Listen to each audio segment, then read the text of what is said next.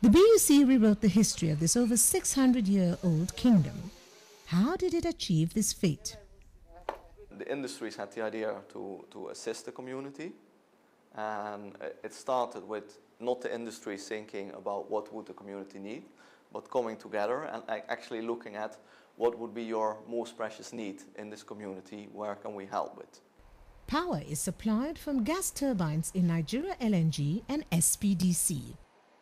The power generated feeds into the BUC injection station, where large transformers convert the power from gas turbines into a high voltage of 11,000 volts.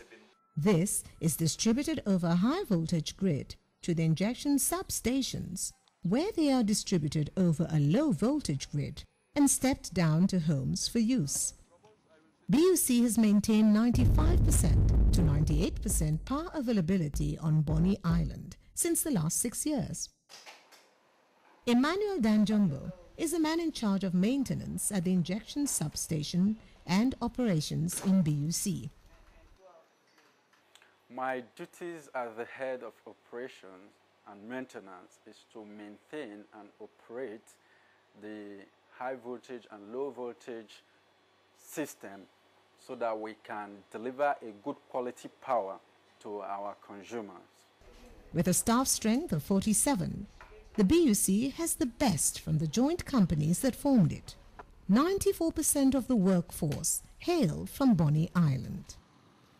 Over 7,800 households have been connected with electricity as the BUC continues its massive expansion drive to all parts of Bonny Island. Finima Injection Substation will soon be completed. This will power the electrification of Finima. We're now expanding to other communities. We're expanding to Finima. We're also expanding to Abalama Bay, the water well areas. There are projects ongoing to extend our grid network to those communities. BUC poles are scattered all over the island in the quest to provide reliable electricity to the entire Bonny land. Its system operates very much like the global telephony system.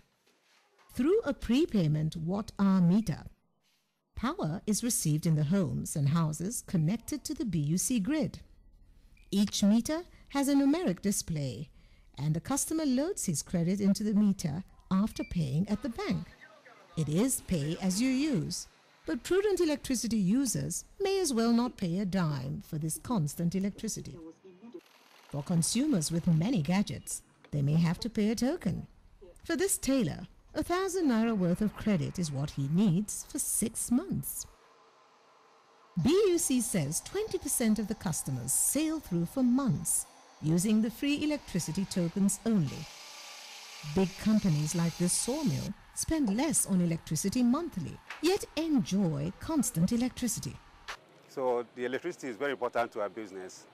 It helps us, like when you look around, you see a lot of machines we have here that requires constant power.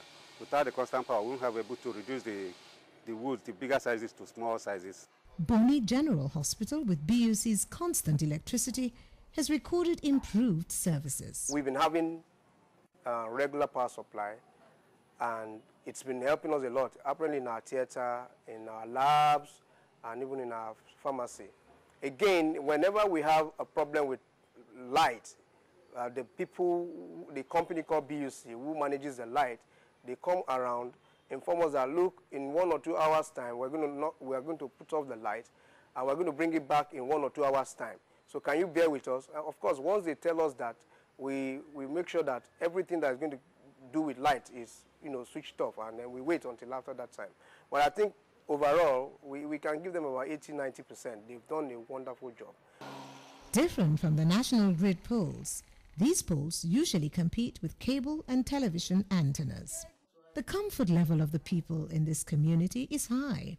Many have wondered if constant electricity might be responsible for the calmness of the youths here, in comparison to their counterparts in other parts of the Niger Delta. There is economic freedom on the island. This is the BUC front office desk, where customers obtain their electricity credits after paying to the designated bank.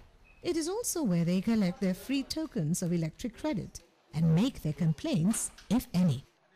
A project like the Bonny electricity supply must have come with various challenges. This system has to be sustained because what we are providing the people is a reliable service that is economical and that should also be sustainable. Once you start providing electricity over wires, as we do, you will have some electricity being basically transformed into heat, so you will have some what we call technical losses. We've got an exact calculation of that one. We know what we put into the system. We know what is consumed out of the system. So we've got a very good overview of what our non-technical losses are based on those calculations. And the non-technical losses are typically losses due to faults in the system, so degrading of components, but also due to theft. The security challenge in terms of the metering system was handled by installing alarms which trigger off the electricity when any customer tampers with the meters. There is also heavy penalty when anyone is caught, and these serve as deterrent to vandalism. In between where the meter is installed in the house and the pole where the power comes from, they can go make some marks and connect their own line, and by that way they are now feeding direct, bypassing our meter. But the system is such that we have another check meter on the pole that looks into the meter in the customer's house.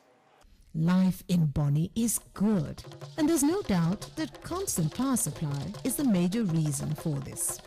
The Bonny Light is one success story that should be replicated in other parts of Nigeria. Once the principle that is used, the model that is used here in Bonny is repeated elsewhere, it can work. It's a model that is based on sustainability. Bonny is alive. May Bonny's glow never end, and may its glow serve as a shining example of one of the many ways with which peace can be attained in the Niger Delta.